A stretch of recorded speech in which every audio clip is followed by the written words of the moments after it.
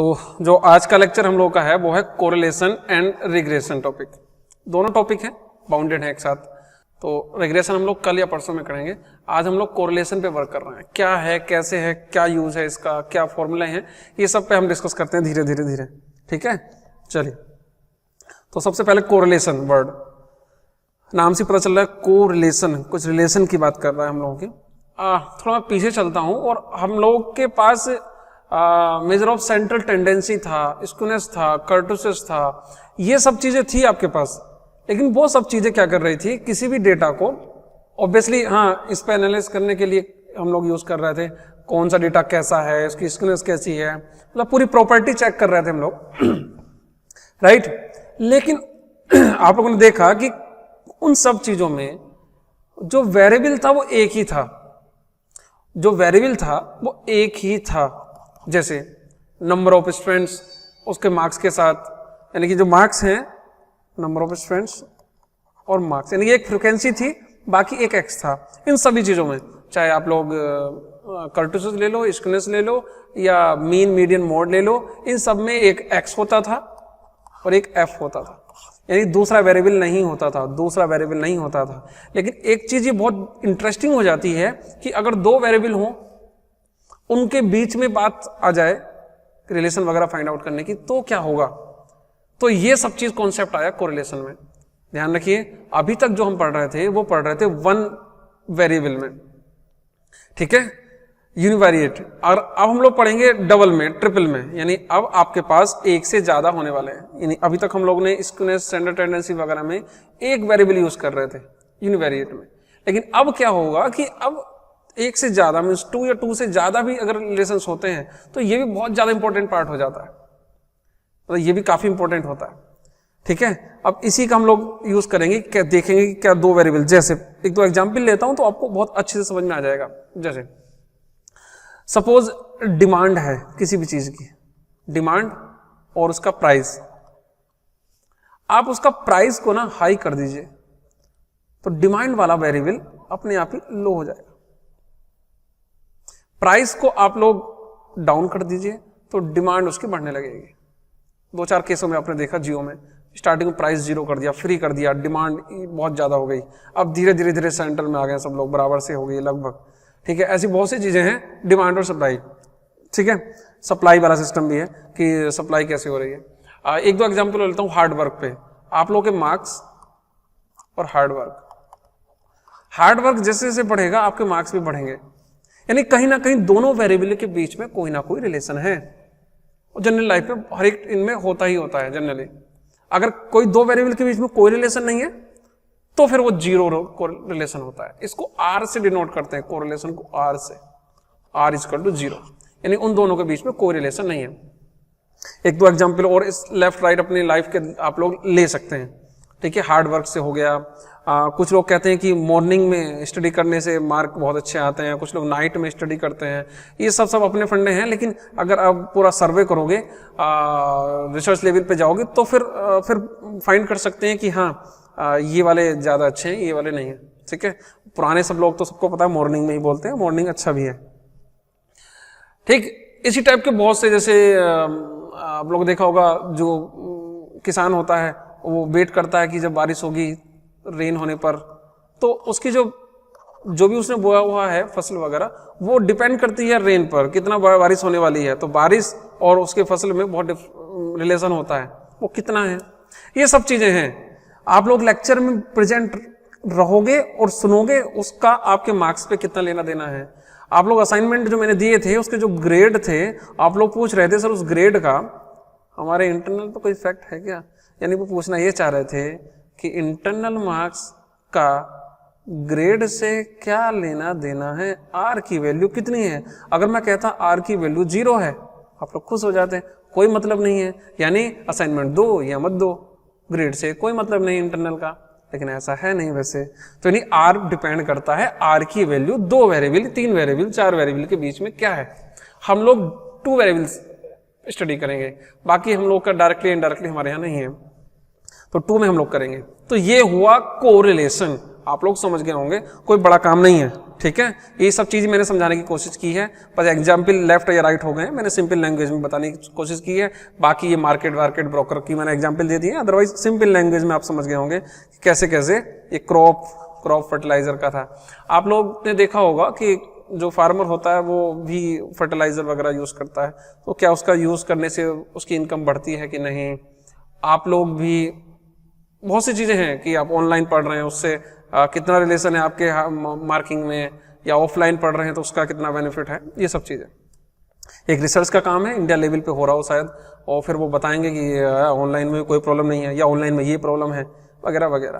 तो in short में बात करूं कि व्हाट इज द कोरिलेशन, तो correlation is a measure of association between two या मोर वेरिएबल, दो या दो से ज्यादा जो वेरिएबल्स हैं उनके बीच का जो एसोसिएशन है, बॉन्ड है, उसको उसके मेजरमेंट को कहते हैं।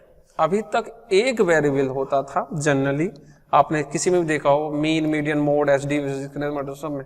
अब दो या दो से ज्यादा होंगे। इस रिलेशन को, उन दोनों तीनों के बीच के रिलेशन को ही हम लोग क्या कहते हैं, this is called correlation. Simple C language है, कोई प्रॉब्लम नहीं है। कितने टाइप का हो सकता है, निगेटिव भी हो सकता है, पॉजिटिव भी हो सकता है, linear, non linear, different type का हो सकता है। एक दो मैं एग्जाम्पल देता हूं।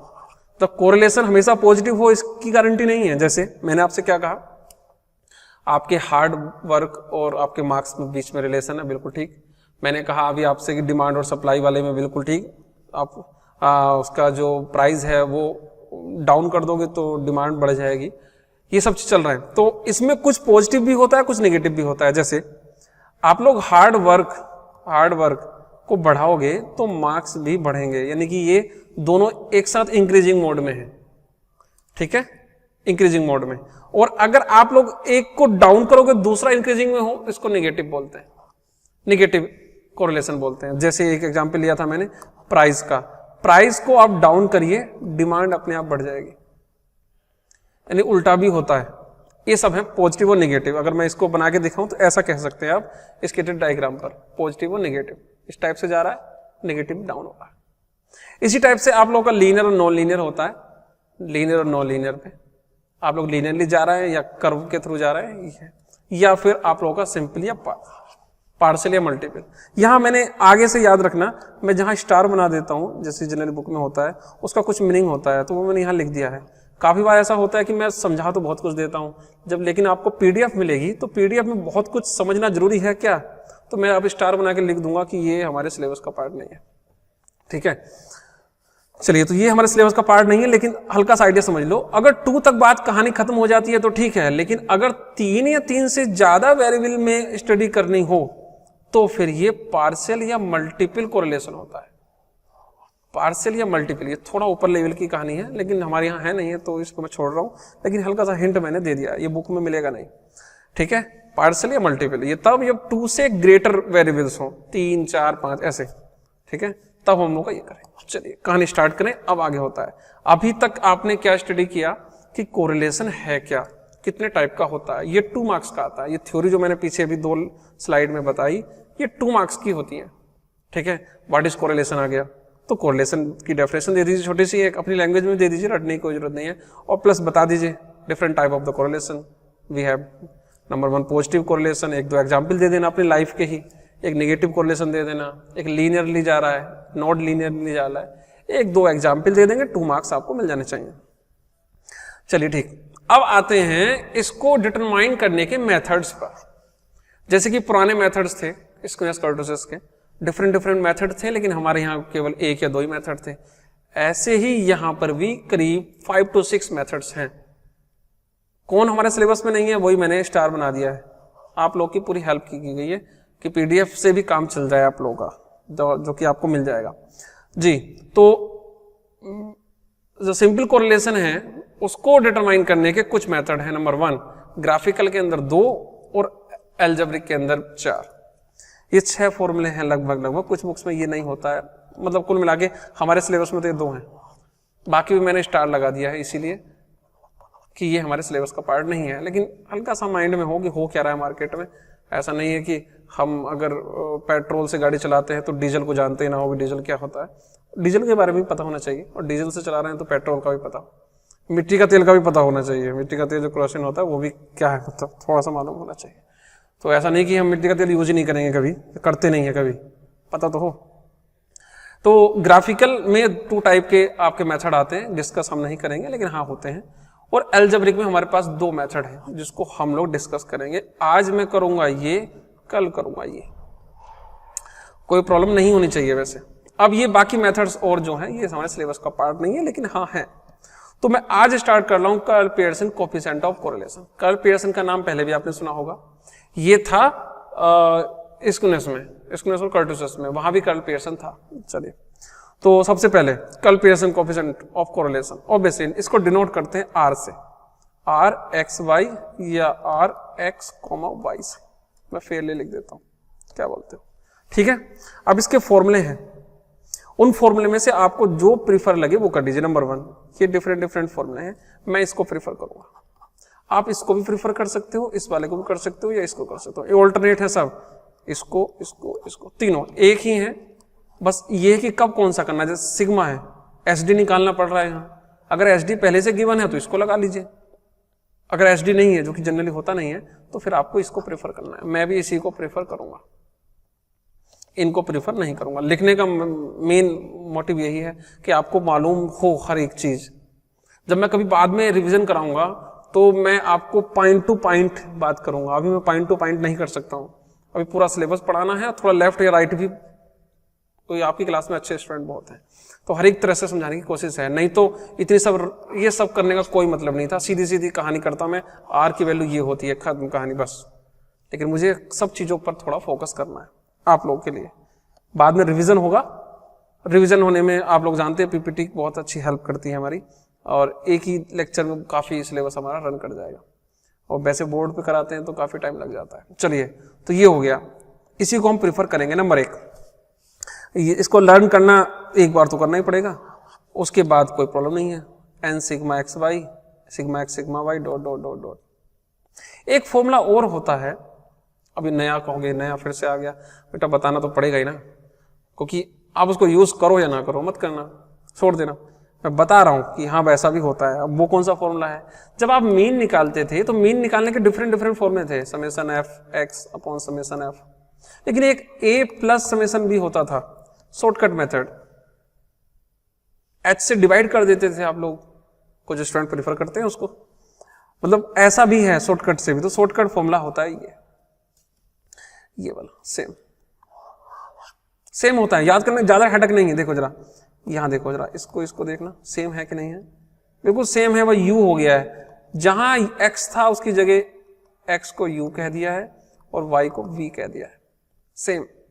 अब u की वैल्यू क्या होती है? x minus A upon H, और v की होती है y माइनस बी अपॉन के। a क्या है, h क्या है, मैं इस पर डिस्कस करूंगा,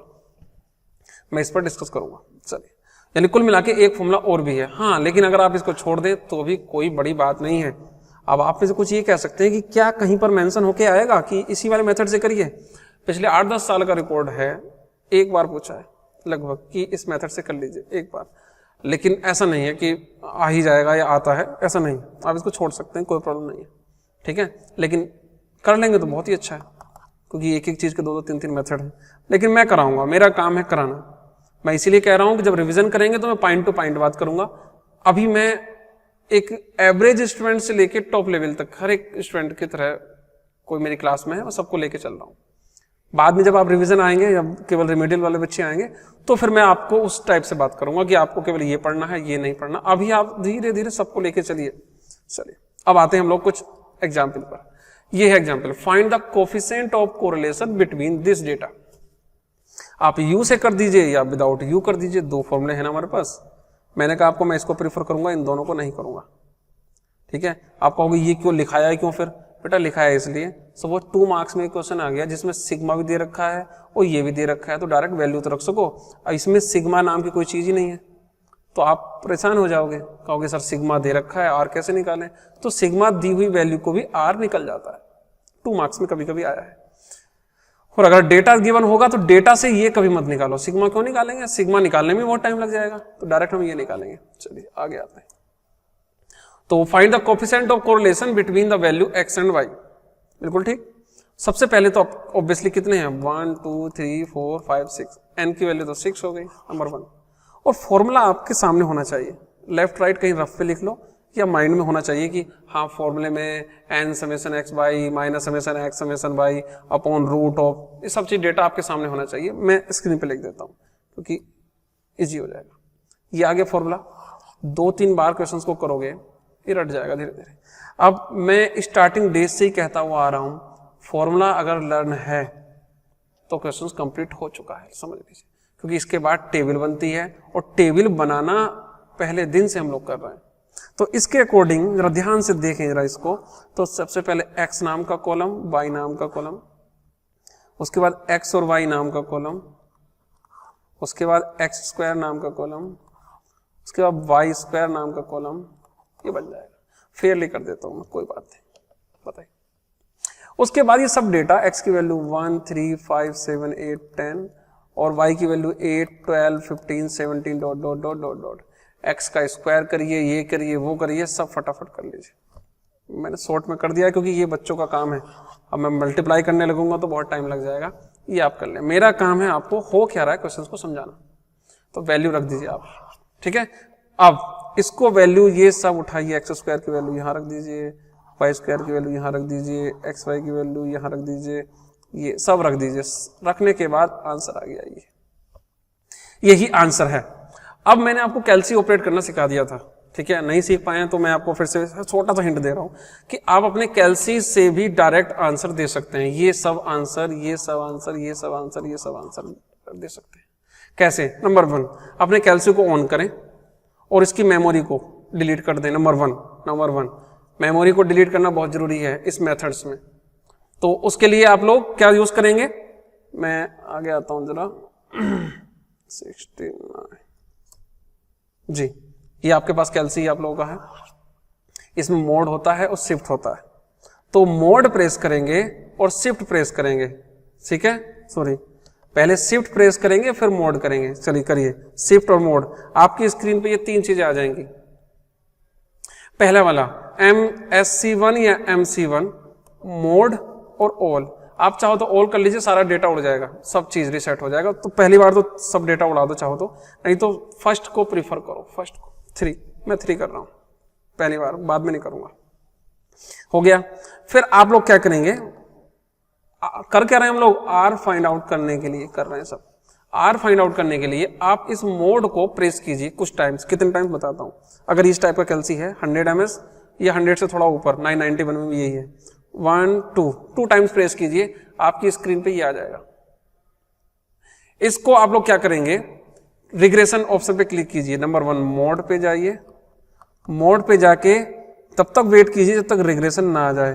रिग्रेशन पे जाइए, रिग्रेशन पे क्लिक कीजिए और फिर लाइन आएगी बहुत सी, लेकिन हम सब पे नहीं जा रहा। उसके बाद लीनियर पे जाइए, लीनियर भी कर दिया मैंने, बस हो गया काम खत्म। अब एक बार और चेक कर लो कि हमारा जो हमने मोड प्रीफर किया है क्या वो मोड सही है, क्या उस मोड के अंदर R आता है, ये भी चेक कर लीजिए, क्योंकि आप लोग हर बार सब कुछ रटा हुआ तो रहेगा नहीं। तो अपने अपने कैलसी में आप लोग क्या करेंगे, शिफ्ट और 2 दबाएंगे, शिफ्ट और 2। ये चेक करना है कि हमारे फॉर्मूले में R निकल पाएगा कि नहीं, शिफ्ट और 2। और इस एरो बटन को कुछ टाइम दबाइए, 1 2 टाइम शायद। उसके बाद आपकी स्क्रीन पे A B और R आ जाएंगे, बस यही हमको चाहिए। अभी हमने डेटा नहीं दिया तो आंसर भी नहीं आएगा। पहले मैं डेटा कैसे इसके अंदर पुट करते हैं वो भी बता देता हूं, ठीक है जी। चलिए जरा पीछे आते हैं हम लोग और जरा देख लेते हैं, ठीक है। चलिए, ये आंसर तो आ ही चुका था। अब जरा डेटा कैसे डालते हैं इसके अंदर समझिए। बाहर आ जाइए, बाहर में आप लोग AC दबा दीजिए, बाहर आ जाइए। डेटा डालने का तरीका होता है 1, पहले 1 प्रेस कीजिए, फिर कोमा लगाइए, फिर 8 प्रेस कीजिए, उसके बाद M+। दूसरी बात 3 प्रेस कीजिए, कोमा लगाइए, 12 लिखिए, फिर M+। यानी जो ये डेटा है इन सब के बीच में बस कोमा लगा दीजिए, कोमा कोमा कोमा और M+। मैं भी कर देता हूं, 1,8 M+, 3,12 M+, 5,15 M+, 7,17 M+, 8,18 M+, 10,20 M+। n equal to 6 लिख के आ गया होगा, दैट मीन्स 6 डिजिट जा चुके हैं, 1 2 3 4 5 6। अब आपको r फाइंड आउट करना है, इसके लिए क्या करेंगे, शिफ्ट प्रेस करेंगे, 2 प्रेस करेंगे। क्या प्रेस किया मैंने, शिफ्ट प्लस 2। जैसे आप जाएंगे तो राइट साइड में जाना एरो से, और यहां मिलेगा r मिलेगा। r की वैल्यू फिलहाल 3 पर है, 3 दबाइए, इक्वल टू दबा दीजिए। आंसर आ गया r की वैल्यू 9878 वही वैल्यू ये है, सही आ गया। अब आंसर तो मैच ही हो ही गया है, देख लीजिए एक बार फिर से स्क्रीन पे आप लोग, आंसर तो मैच हुआ है। हम लोग एक्स स्क्वायर भी निकाल सकते हैं, वाई स्क्वायर भी निकाल सकते हैं, एक्स वाई का समेशन सब वैल्यू निकाल सकते हैं। कैसे, शिफ्ट प्रेस कीजिए और 1 प्रेस कीजिए। आपके पास स्क्रीन पे देखो क्या आ गया, आपकी स्क्रीन पे आ गया होगा समेशन एक्स स्क्वायर, हमको ये रहा समेशन एक्स स्क्वायर, ये रहा समेशन एक्स स्क्वायर। तो समेशन एक्स स्क्वायर में आप लोग क्या करेंगे, 1 प्रेस करेंगे, इक्वल टू दबा देंगे, 248 आ गया स्क्रीन पे, 248। आपको वाई स्क्वायर चाहिए, फिर वही शिफ्ट 1 और थोड़ा आगे पहुंचिए, मतलब मुझे बताने की जरूरत नहीं है, आप थोड़ा एक्सपेरिमेंट कर सकते हैं। 1 करेंगे, 1446 आ गया, ऐसे ही आ गया। एक्स वाई वाला ऑप्शन भी है इसमें, शिफ्ट 1 ये आ गया 3 पर, 582 दिख रहा है, 582। यानी कुल मिला के शॉर्टकट तरीके से भी आप लोग ये और आंसर भी निकाल सकते हैं, बीच की वैल्यू तो निकाल ही सकते हैं। और मैंने ये भी कहा था आपसे, कभी स्क्वायर करना हो, एक्स वाई मल्टीप्लाई करना हो, तो आप चाहो तो इसका भी फॉर्मूला बना लीजिए, इसका भी आप लोग कैलसी में फंक्शन बना लीजिए। इस पर मैंने लेक्चर लिया है, आप रिकॉर्डेड लेक्चर देख सकते हैं, मैं उसको अपलोड कर दूंगा। चलिए, तो ये फाइंड आउट हो गया। नेक्स्ट एक क्वेश्चन पे और चल रहा है, और इस बार मैं क्या कर रहा हूं जरा समझिए बात को। मैंने आपको 2 मेथड बताए हैं, एक ये एक ये। मैं इस वाले मेथड से कराऊंगा इसको, दूसरे वाले को। आप इससे भी कर सकते हो, आंसर सेम आता है, यानी ये वैल्यू और ये वैल्यू सेम आएगी, इससे करो या इससे करो। लेकिन जब मैंने मेथड बताया है तो सॉल्व करना भी बनता है, तो एक बार मैं इसको भी सॉल्व करके बता देता हूं क्या हो रहा है। चलिए जरा next, find the coefficient of correlation for the following. कहीं पर मेंशन नहीं है कि कौन से मेथड से करना है। आप जितने भी स्टूडेंट हैं पुराने मेथड से भी कर सकते हैं इसको, आंसर सेम आएगा। और चाहो तो आप सॉल्व करने से पहले ही अपने कैलसी में वैल्यू पुट कर लीजिए और आंसर निकाल के रख लीजिए राइट साइड में, अच्छा होगा। राइट साइड में आर की वैल्यू लिख लीजिए कहीं पर भी। लेकिन मैं इसको दूसरे मेथड से कराने की कोशिश कर रहा हूं। दूसरा मेथड होता है u equal to X minus A upon H और v equal to Y minus B upon K, और फिर बाद में u और v के बीच में हम लोग कोरिलेशन निकालते हैं r। चलिए, तो सबसे पहले कहानी तो ये होती है कि a की वैल्यू क्या रखनी है और b की वैल्यू क्या फाइंड आउट करनी है। h क्या है, k क्या। थोड़ा प्रॉब्लम तो करेगा ये फॉर्मूला, मैं पहले कह चुका हूं। आप इसको प्रीफर ना करें तो बहुत अच्छा है, आप पुराना वाला कर लीजिए, कोई डाउट नहीं है जी, कोई नहीं। लेकिन तब भी 1% तो है ही कि अगर ये लिख के आ गया कि इस वाले मेथड से कीजिए तो प्रॉब्लम हो जाएगी, जो कि जनरली पिछले 8-10 साल में एक बार आया। ठीक है, तो मेरा काम तो लो लेवल से लेकर हाई लेवल तक का है, तो मुझको हर एक चीज समझानी। ठीक है, पॉइंट टू पॉइंट बात करूंगा रिवीजन में कि हाँ आपको ये चाहिए कि नहीं चाहिए। फिलहाल लेक्चर चल रहा है कंप्लीट, इसका मीनिंग है कंप्लीट नॉलेज आपको होनी चाहिए। तो u और v निकालना है हमको, उसके बाद हम लोग वही सब कुछ। फॉर्मूला क्या होता है, फॉर्मूला होता है ये। तो जब फॉर्मूला ये होता है तो फॉर्मूले को ड्रा करना टेबल में कोई बड़ा काम नहीं है। पहले x नाम का कॉलम, y नाम का कॉलम, फिर u नाम का कॉलम, 2 कॉलम और एक्स्ट्रा हो गए, है तो एक्स्ट्रा एक फॉर्मूला, बेकार ही फॉर्मूला है मेरे हिसाब से भी, लेकिन अब क्या करें। तो u नाम का, v नाम का, फिर u स्क्वायर नाम का अलग से, v स्क्वायर नाम का अलग से, फिर u v नाम का अलग से, 2 कॉलम एक्स्ट्रा ही बने हैं। और लेकिन करना तो है, क्या करें। इसका बेनिफिट भी है, अगर आप ये चीज यूज कर लेते हो ना तो इन सब में कैल्शियम की जरूरत ही नहीं पड़ेगी। जैसे पीछे पड़ी थी, जरा देखो, इन सब में मल्टीप्लाई करने में आपको प्रॉब्लम हुई होगी। जैसे 18 की 8 से करोगे, वैसे तो हो जाएगा, टेबल आता है तो 15 की 5 से करोगे, ये वाई स्क्वायर मतलब 18 का स्क्वायर यहाँ लिखना पड़ेगा आपको। अगर आता है तो अच्छा, नहीं तो कैल्सी का यूज करना पड़ेगा। लेकिन यहां पर ये टेंशन नहीं है, इस फॉर्मूले में देखो अभी पता चल जाएगा। मेन प्रॉब्लम है u और v कैसे निकालें, यानी a और h कैसे आएगा, b और k आएगा। बस ये चीज समझ में आ जाए बच्चे की, बस काम बन जाएगा, जो कि थोड़ा घुमा हुआ क्वेश्चन है। चलिए मैं करा देता हूं। सबसे पहले u को लेता हूं x minus A upon H. काफी हद तक आप लोगों को पुराना डेटा आपके माइंड में पड़ा हुआ है, उसी से रिकॉल कर लेते हैं। ए होता है एज्यूम मीन की तरह, जो कि उसी डेटा में से उठता है बीच में से। तो ए किसका है? एक्स का डेटा है ये, एक्स का डेटा है ये। तो मैं क्या करूंगा, इन सब में से कोई बीच की वैल्यू, मिडिल, एक्चुअली मिडिल तो कोई है ही नहीं, तो 18 या 22 में से कोई एक को प्रीफर कर लूंगा। ए रटने की जरूरत नहीं है, ए होता था जनरली मिडिल वैल्यू, जिसको एज्यूम मीन बोलते थे जनरली। तो बीच की वैल्यू क्या हो गई? 18 और 22 में से कोई एक ले लूंगा। मैं 22 ले रहा हूं, लेकिन 18 भी ले लोगे तो कोई प्रॉब्लम नहीं है। मैं तो कहता हूं 14 भी ले लोगे तो भी कौन सी बड़ा गड़बड़ कर दोगे, कोई बड़ी बात नहीं है, लेकिन मिडिल वैल्यू लेनी चाहिए। लेकिन इसमें मिडिल नहीं है तो मजबूरन मुझे 18 या 22 में से किसी एक को प्रीफर करना पड़ेगा। मैं 22 को प्रीफर कर लेता हूं, ए की वैल्यू होगी 22। अब आता है एच। आपको हल्का सा आइडिया होगा कि एच होता है इंटरवल, बीच की वैल्यू, लेकिन ये थोड़ा कॉम्प्लिकेटेड मैटर है, यहां पर समझाऊंगा क्यों। एच होता है बीच का। आप देखो 10 से 14 के बीच में 4 का डिफरेंस है, बस 4 रख दीजिए। आप कहोगे ये कौन सा कॉम्प्लिकेटेड था, तो सिंपल सी लैंग्वेज है मेरे बच्चे। अगर बाई चांस यहां और यहां बीच के डिफरेंस 2 होता तो फिर 4 नहीं रखूंगा मैं एच की वैल्यू, जबकि अब तक जो मैंने पढ़ा है वो क्या होता था, बीच का इंटरवल इक्वल होता था। यहां इक्वल ना भी हो एक बार को तो भी काम चल जाता है, ठीक है। फिर हम लोग ऐसी वैल्यू लेते हैं जिससे डिवाइड हो सके मतलब फ्रैक्शन डेसिमल में ना आए, इंटीजर आ जाए कोई। तो ए की वैल्यू होगी 22, एच की वैल्यू हम लोग बोलेंगे जो इनके बीच में कॉमन हो। जैसे यहां होता सपोज 6 का इंटरवल, यहां होता सपोज 4 का इंटरवल, यहां फिर 6 का इंटरवल, यहां सपोज 2 का इंटरवल, तो 2 को प्रीफर करूंगा मैं, क्योंकि 2 सबको कैंसिल कर सकता है। यानी एक तरह से HCF है इनका, तो 2 ले लेंगे हम लोग, क्योंकि 2 से इन सबको डिवाइड किया जा सकता है।